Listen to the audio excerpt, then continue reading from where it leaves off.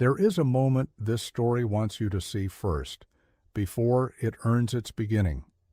It is an October morning in the hill country of eastern Tennessee, the year 1889, and the dew is still heavy enough to darken the hem of a wool skirt.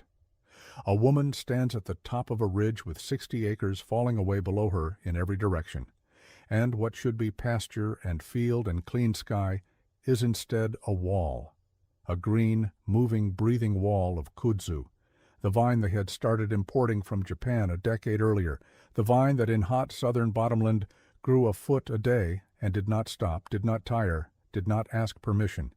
It had swallowed this land the way water swallows a stone, quietly and completely, until the fences were gone and the old wagon road was gone, and even the trees had become strange sculptured shapes beneath it, humped and gowned in green like figures caught mid-stride in some old legend. The whole 60 acres looked to any sensible eye like the end of something. The woman's name was Calla Fenn. She was 24 years old. She had $43 and some change to her name, a borrowed mule, and the county tax sale deed folded 4 times in her coat pocket. She had paid $11 for it. $11 for 60 acres of the most laughed-at land in Harlan County, purchased at a back tax auction where she had been the only bidder, the auctioneer reading the legal description in a bored voice, while the 2 men who showed up to watch drank coffee and did not raise their paddles once. She had expected that. She had counted on it, in fact. Standing on that ridge, looking down into the green dark, Calla Fenn did not look like a woman who had lost her mind. She looked like a woman doing arithmetic. What no one standing in that auction house had known, what Calla had not yet proven, only suspected, with the particular stubborn certainty of someone who had been watching and thinking a long time, was what lived underneath the kudzu. The vine had been on that land for 15 years. It had buried everything. But burying is not the same as destroying. Calla knew that.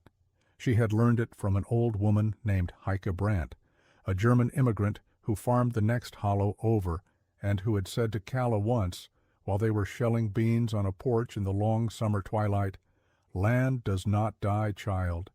It waits. You are the one with the short life. The land has all the time there is." Nearly 2 years before that October morning, and the beginning of how it was earned. Calla Fenn had come to Harlan County in the spring of 1887, following the death of her father and the sale of his small debt-ridden farm in Virginia. She had no brothers, no husband, no uncle with a spare room who was glad to have her. She had a trunk, a mule on a $20 loan, and a determination so deep it read, to those who did not know her, as simple stubbornness. She had taken a room above the dry goods store in Alderton, the county seat, and spent the first year doing whatever work presented itself, washing, mending, keeping accounts for the feed store, sitting with sick neighbors in exchange for food or firewood.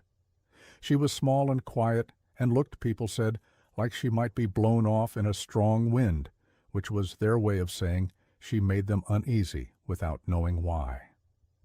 She had spent that first year watching. She watched the land. She walked every road and hollow within 10 miles, and she noticed things the way a surveyor notices things, categorically and without romance. She noticed where the water ran sweet and where it ran iron red. She noticed which south-facing slopes caught the first warmth and which bottoms stayed cold and clenched until May. She noticed the kudzu. Everyone in the county knew the kudzu. It had arrived on old Silas Crane's place in the late 1860s, brought deliberately as an ornamental vine by some agricultural society pamphlet that had promised it would hold embankments and feed livestock in a pinch. Silas Crane had planted it along his lower fence line, and within 5 years it had eaten the fence, the embankment, 2 young oaks, and 20 acres of what had been his best bottomland. He had died in 1878, owing 3 years' back taxes, and his family had moved to Kentucky and wanted nothing further to do with the place. The county had been trying to find a buyer ever since. People in Alderton said the Kudzu land in the same voice they said the old poorhouse or the dry well, as shorthand for a hopeless case, a thing beyond reclaiming. Calla had heard this many times. She had also, one dry afternoon in August of 1888, taken her mule and a canteen of water and ridden out to the Crane place to look at it with her own eyes rather than the town's. What she found was not what she expected, which was to say, it was exactly what she had hoped. She dismounted at the old gate post. Only the post remained, the gate having long since become an armature for the vine. And she pushed her way along the edge of the green mass, and she thought about what she knew about kudzu. She knew it was a legume. She knew legumes fixed nitrogen in the soil. 15 years of nitrogen fixing, she thought, on 60 acres of Tennessee bottomland, already gifted with good clay and a limestone shelf and a creek. She thought about what that soil must look like under the vine. She thought about the fact that kudzu, for all its ferocity, had a weakness. It grew fast, but it grew above ground. Its root mass was deep and tenacious, yes, you could not simply pull it. But a goat, she had read in an agricultural journal she'd borrowed from the county extension office, would eat kudzu to the root crown if given enough of it. Goats did not just browse the leaves. They stripped bark, they tore stems, they returned again and again to the same plant until it could not put up new growth. And kudzu, denied the ability to photosynthesize, would eventually exhaust its root reserve and die. She had stood at the edge of that smothered land for a long time. The creek she could hear but not see. The late light made the vine glow an almost ridiculous gold green. It was, in its awful way, beautiful. She rode back to Alderton, doing arithmetic all the way. The tax sale was in February of 1889. She had spent the intervening months, from that August reconnaissance through the following winter, acquiring two things, knowledge and goats. The knowledge came from Heike Brandt, who had kept goats on her hollow farm for 30 years, and who, when Calla appeared at her door one September morning with a jar of apple butter and a list of questions, had looked at her for a long moment, and then said, "Come in, then." The goats came from everywhere. Calla had let it be known that she would take any goat a farm family wanted rid of. Old does past their best milk years, half-wild billies that terrorized kitchen gardens, the runty kid nobody wanted to bother feeding through winter. She kept them on Heike's land on a handshake agreement. She paid for their hay with labor. By February of 1889, she had 19 goats. They were, as a group, among the least impressive animals in the county. Heike called them the Parliament because they made a great deal of noise and accomplished nothing visible. Calla paid her $11 at the county clerk's window on a cold Tuesday morning in February, and the clerk looked at the deed and looked at her and said, "You know what you've bought?" And she said, "Yes, sir, I believe I do." He shook his head in the way of a man disposing of a civic problem and stamped the paper. The mockery came quickly and was thorough. By the end of that week, the story had made its way around the county in the way such stories do, accelerating at each telling. The version that circulated most widely was that Calla Fenn, the Virginia girl who barely kept herself fed, had spent the last of her money on the worst land in Harlan County and was planning to clear it with a herd of sorry goats. This was not entirely inaccurate, which made it funnier. A man named Earl Pickens, who ran the feed store where Calla kept the accounts, said in her hearing that she'd done better to throw the $11 in the creek, since at least then the fish would benefit. A woman at the dry goods counter said it in a pitying voice, which was worse, the mockery that wears concern's clothing. Someone alone out there on that vine-eaten ground, she said, can't expect to manage what that land has become. Even a man with equipment and labor couldn't reclaim it. Calla received all of this the way she received cold weather. She acknowledged it without taking it personally and went about her business. Her business was considerable. In March, when the ground was still cold but the vine was beginning to green from its roots, Calla moved the Parliament to the Crane Place. She had built, through February, a series of temporary fencing runs, using whatever salvageable lumber and wire she could find or barter for, dividing the 60 acres into rough sections so the goats could be rotated through systematically, concentrating their attention. Heike had taught her this. "You do not scatter them," Heike said. "You crowd them into the same patch and they compete, and when they compete, they are thorough." Calla had built 4 sections. The goats went into the first on the 5th of March. The result, to an observer, would have looked like organized chaos. 19 goats of various sizes, histories, and temperaments descended on the kudzu in that first section, with an industry that was, Calla thought, almost admirable. They did not browse politely. They ate with the total commitment of creatures who had been underfed through a long winter and now found themselves surrounded by an infinite green buffet. By the end of the first week, the front edge of the first section had been stripped to stems. By the end of the second week, she could see the outline of the old fence posts beneath the vine. And at the end of the third week, she found something she had suspected, but not known for certain was there. She was moving the goats into the second section. They went reluctantly, having not quite finished with the first, when one of them, a large and belligerent white billy she had begun calling the senator on account of his pompous expression, disappeared from her line of sight. She followed the sound of him and pushed through a curtain of stripped vine into a small clearing that the goats had opened, and she stopped. There was a stone church. It was small, barely the size of a single room, built of the local limestone in the way of very old structures with walls 2 feet thick and a simple arched doorway. The roof had partially collapsed under the weight of years and vine. The interior floor was earthen, tamped flat, with grass growing through it now in the light that fell through the broken rafters. But the walls were solid, and the arch of the doorway was perfect, and along the interior of the east wall there was still the suggestion of a plastered surface, pale as old bone. Calla stood in the doorway for a long time. The senator stood in the middle of the floor, eating a kudzu stem with dignified satisfaction. Outside, the sounds of the rest of the Parliament carried on. She had not known the church was there.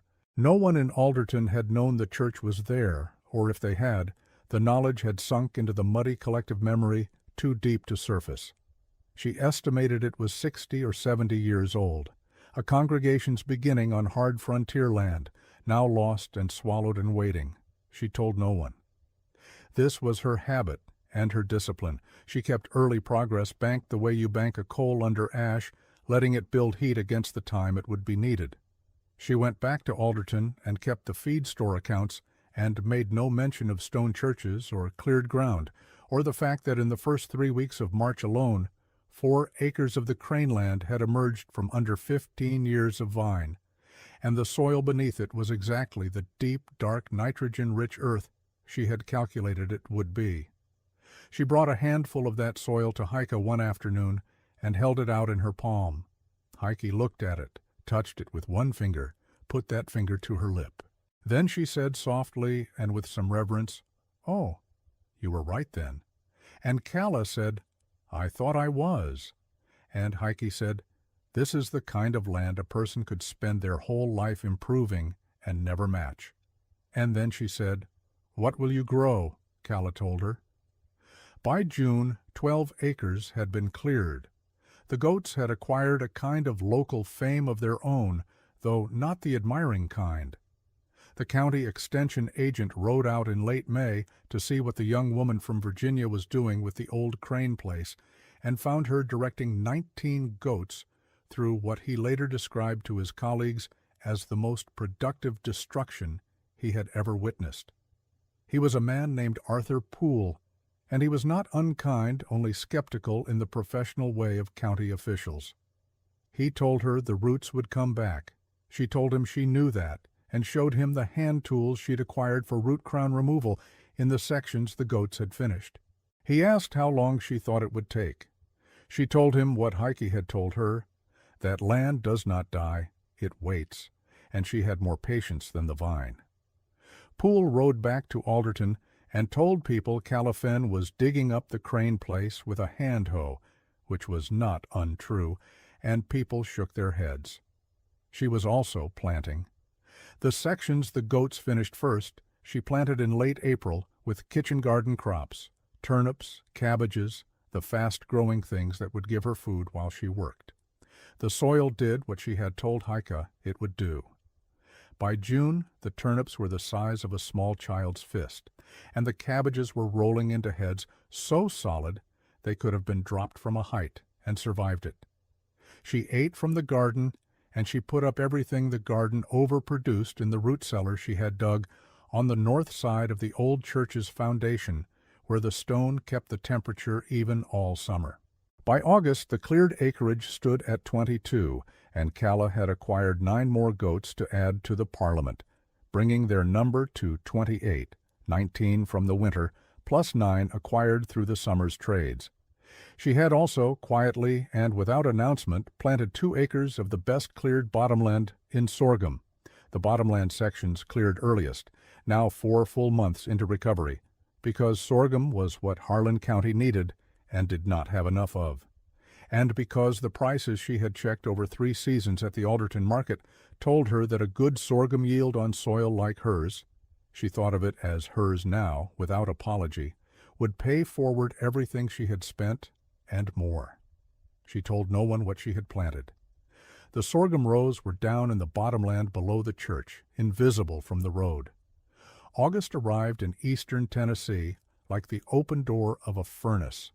The creek dropped by half. The springs that fed the outlying farms went thin and brackish.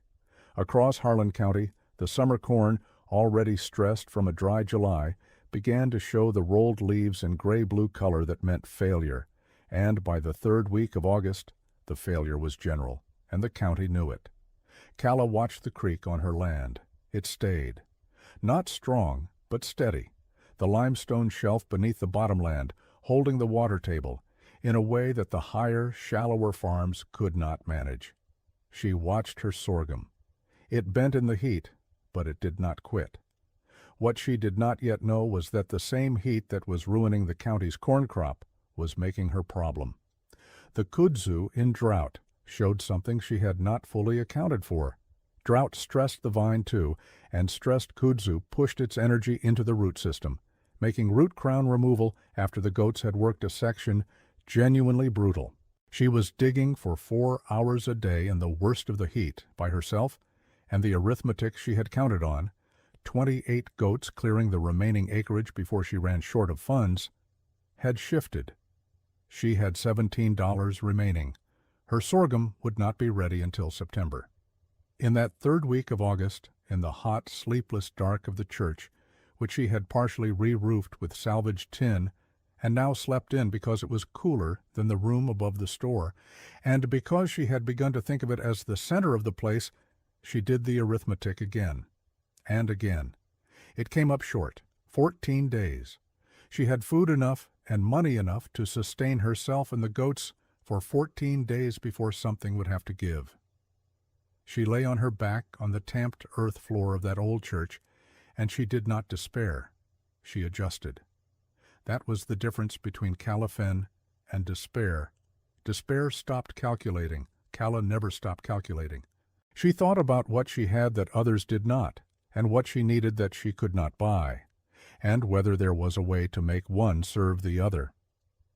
There was a thing the drought had made clear to every farm family within 10 miles of Alderton. Feed was short, pasture was burning off. Animals were going to have to be sold or traded or let go. And kudzu, the remaining kudzu on Calla's 30-plus uncleaned acres, was green. The drought had stressed it but not stopped it. It was still growing. It was still, inch for inch, the most abundant green biomass in Harlan County. She rode into Alderton on a Thursday morning, and she said plainly and without preamble to the 4 or 5 farm families she stopped to speak with that she would let their cattle and sheep onto her land to graze the kudzu sections in rotation if they would come and help her with root crown removal afterward. A day of their labor for a week of feed. She watched the faces receive this offer. She watched the pride work against the hunger and the hunger win. By Thursday evening, she had commitments from 3 families. It was Earl Pickens at the feed store who raised the objection, publicly and with the confidence of a man who considers himself the voice of common sense. He said Kala's offer was worth nothing because kudzu would kill cattle the same as it killed useful land. He had heard this. He was certain of it. Kala said, with the patience she had long since made into armor, that kudzu was a legume, and legumes were a forage crop, and there were studies from the coastal research stations that confirmed cattle and sheep grazed it without harm in managed rotation. Pickens said he didn't know about any studies. Kala said, "I know," and moved on. The cattle came in the first week of September, 3 families' worth, organized into rotating sections with the methodical efficiency Heike had helped her plan. The families came too, reluctant at first, then with a kind of gradual ease that comes from working alongside someone who knows what they are doing and does it without ceremony. Kala showed them how to read the vine where the root crown sat, how to cut so the plant would not return. She brought out cold water from the church cellar in the middle of the afternoon, and nobody said anything about the stone church or the cleared ground, or the fact that the soil they were digging their blades into was rich as river bottom and did not match the story they'd been telling each other for a decade about the hopeless Crane place. The sorghum came in during the second week of September. She cut it herself in the early mornings before the other workers arrived, 3 days of cutting and raking and bundling, and when the last bundle was laid she sat down on the stump of a long dead tree and let herself feel it for a moment, the weight of what the field had produced on ground everyone in the county had written off. Then she stood up and went back to work. She had told no one about the sorghum either. But by the time the first families came to collect their cattle at the end of September, the bundles were stacked against the church wall, and there was no concealing them. A woman named Dorothea Hales, whose family had brought 3 shorthorn cattle for the month, stood and looked at those bundles for a long time without speaking. Then she said, "How much of that land have you got under crop?" And Kala told her, and Dorothea looked at the church and the cleared ground and the dark-turned soil of the sections waiting for spring planting, and said, quieter than she'd said anything before, "I thought this place was done." Kala said, the land didn't think so. October brought a man named Gideon Marsh. He arrived at the Crane place on a Tuesday morning in a good coat and new boots, riding a horse that cost more than Kala's entire land purchase. And he introduced himself as a buyer for a sorghum processing operation in Knoxville. He had heard, he said smoothly, that she had a small sorghum yield she might want to move, and he was in the area, and he was prepared to be generous. He named a price. It was not generous. It was, in fact, 30% below the rate she had checked in the Alderton market just the week before. Kala looked at him. She was wearing a barn coat with a torn pocket, and her boots were caked with the red clay of the bottom land, and she was aware of how she appeared to Gideon Marsh, which was to say she appeared like a young woman alone on a working property who would be grateful for any offer from a man in a good coat. She had met this species of offer before, dressed in various clothes. She said, "Thank you, Mr. Marsh," and named her price. The market price, not inflated, not a game, simply the number the work was worth. Marsh smiled and began the performance of a man reluctantly forced to explain reality to someone who did not understand it. He said the market she was quoting was Knoxville pricing, not county pricing. He said she had no way to move her product to Knoxville without him. He said the quantity she had was, respectfully, not significant enough to command the top of the range. He said someone in her position, alone, without a team or equipment, could not really hold out for more. Kala let him finish. Then she said that she was aware of 2 other processing buyers who traveled the southern Tennessee circuit, that she intended to write to both of them this week, and that she had also spoken with the owner of the Alderton grist mill about a possible local processing arrangement. She said all of this in the same plain, steady voice she said everything, and she watched Marsh's ease develop its first small crack. He had underestimated what she knew, which was the mistake people who underestimated Calla Finn invariably made. She had been checking prices and tracking buyers and reading the agricultural circulars for 2 years. She knew the market better than he had assumed she could. Marsh left without the sorghum. He came back on Friday with a number $4, a hundredweight, higher than his first offer, still short of her price. She thanked him again and told him she'd let him know. It was Heike who found the thread that unraveled Gideon Marsh. Heike had heard his name before, had in fact been cheated by a buyer of that name 8 years earlier when her husband was still alive, and they had a small grain surplus they'd been too tired and too trusting to verify the price on. Heike was not a woman who forgot. She had a letter still from that transaction. She brought it to Calla on a Sunday afternoon, and Calla read it, and the number in that letter, the number Marsh had quoted the Brants for common grain 8 years ago, was higher than the first number he had quoted Calla for sorghum last week. Calla thought about this arithmetic for a day and a half.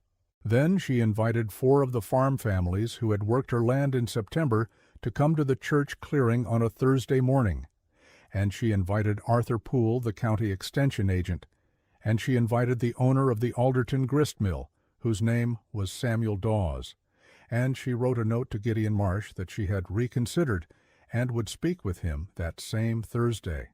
Marsh arrived to find a company. He had not expected a company.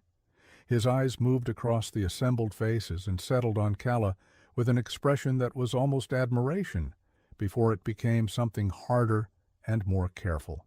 She offered him the sorghum at her price in front of all of them.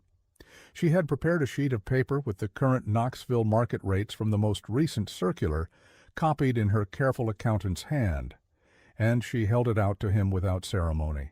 He said, in the smoothed-over voice of a man recalibrating, that of course he was prepared to discuss terms.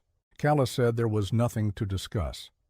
She named the number and told him she would give him a decision by end of day if he wanted the business. And she turned and began to speak with Samuel Dawes about the grist mill arrangement, because she genuinely had been pursuing it, because she genuinely was not bluffing, and because one of the best things a person could do when a man in a good coat tried to make them feel small was to make it absolutely clear that the man in the good coat was not the only option in the room. Marsh took the price. He took it in front of all of them, and he was professionally gracious about it, and he shook Calla's hand in his new boots and rode away. She never heard from him again, which was fine. What she did not know until a week later, when Arthur Poole came back to the Crane place unannounced, was how Marsh had heard about the sorghum in the first place.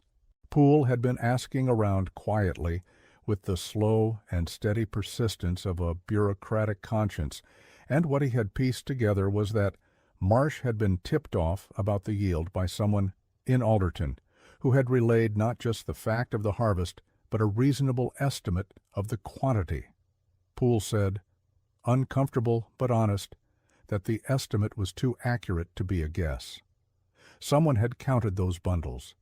Calla had counted them herself. She knew the number. She thought about who else had been in that clearing. She thought about Dorothea Hales standing in front of the stacked bundles. She thought about the look on Dorothea's face, not malice, she was fairly certain of that, but a kind of overwhelmed reckoning, someone processing more than they had expected to find.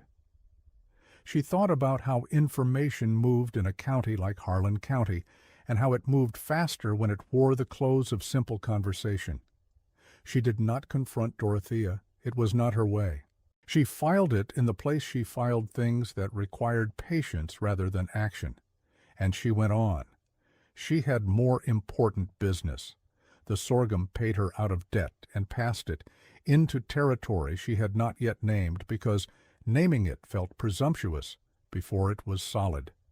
She counted what she had, what she owed, what the spring planting would require, what the goats would need through winter, and she came out the other side of all that arithmetic with a number that was not large, but was, for the first time in her life, enough, more than enough, a margin.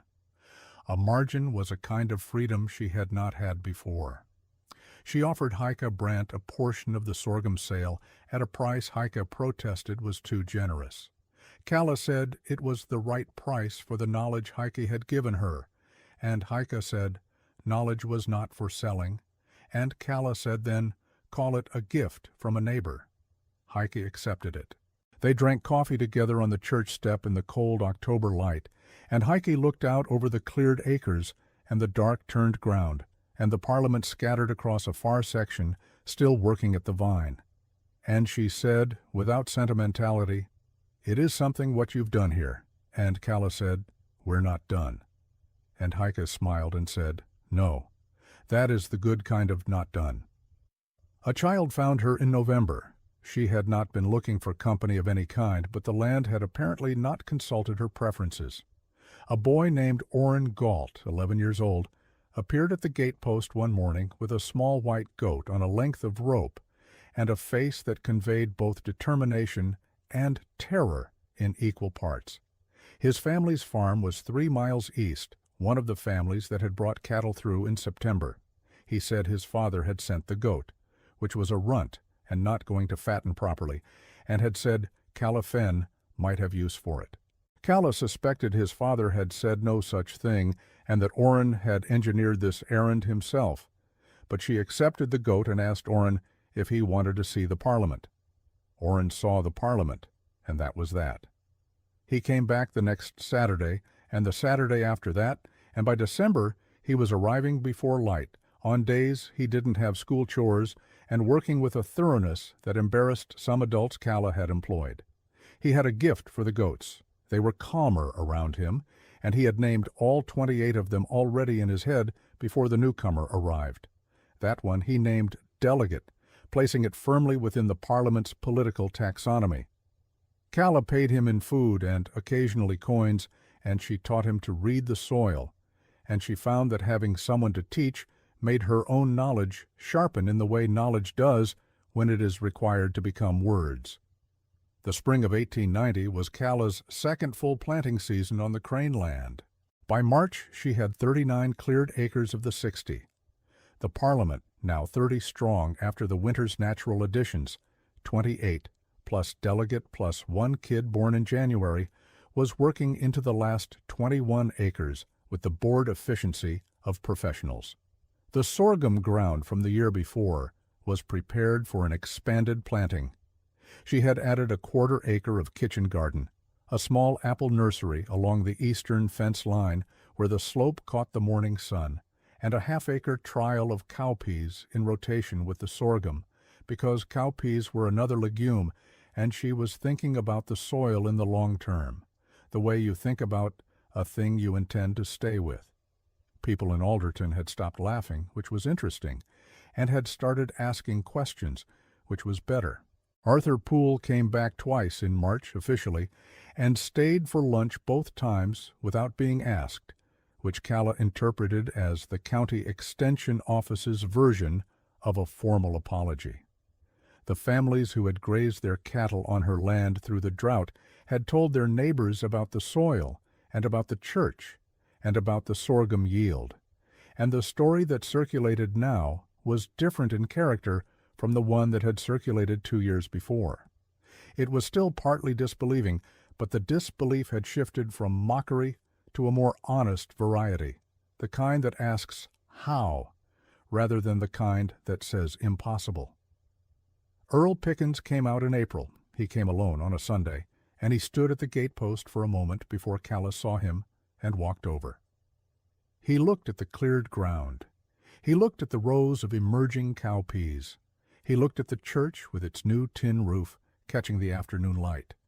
He was quiet for longer than Kalle expected. Then he said, stiffly but sincerely, that he had apparently been wrong about the land. Kalle said she appreciated him saying so. Pickens said he supposed he'd said some things he shouldn't have. Calla said, "People say what they see, Mr. Pickens, and you saw what there was to see at the time." He looked at her and looked slightly unsettled, the way people do when they are offered more grace than they feel they've earned. He bought 2 pounds of her stored turnips on the way out, paying without being asked.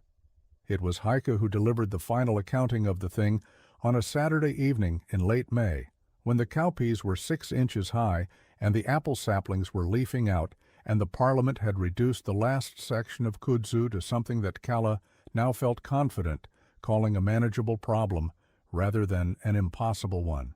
They sat outside the church door in the last light, which was the clear, tender gold of a Tennessee spring evening, and Heike said, "Do you remember what I told you the first time you showed me this land?" Calla said, "You said the land doesn't die. It waits." Heike said, "Yes." And then she said, "What you have done here is not about the land, you know. The land was always going to be all right. The land did not need you to believe in it. It was you who needed you to believe in you. That is the harder thing. That is the thing most people do not manage." She paused, and then she said, "You managed it." Calla looked out at the 60 acres, at the cleared ground, and the working goats, and the church with its limestone walls 2 feet thick that had outlasted 15 years of vine. At Orrin, moving along the far fence line, checking a section boundary with the confidence of someone who had found a thing he was going to be good at. At the dark-turned soil and the green rose and the spring coming on in the way springs do, indifferent to human argument, simply arriving. It is easier, the story knows, to believe a thing is rotten than to admit you were wrong to mock it. It is easier to see ruin than potential, because potential requires imagination, and ruin only requires eyes. Harlan County had looked at 60 acres of vine and seen an ending. Calla Fenn had looked at the same 60 acres and done arithmetic. And then she had done the work, and the work had done what work does when it is applied to a thing that was only ever waiting to be asked. The land had been waiting. She had done the asking. By the time the second sorghum harvest came in that September, larger than the first on 39 cleared acres of the deepest, most nitrogen-gifted soil in the county, the Crane place had a new name in Alderton. People called it the Church Farm because of the limestone building that stood at its center, still solid, the plaster on its east wall preserved and pale, the arched doorway opening every morning onto cleared ground and green rows, and the Parliament ranged across the hill in the early light, still eating, still working, still finding the bottom of a thing that everyone else had given up on. Calla Fenn had not given up on it.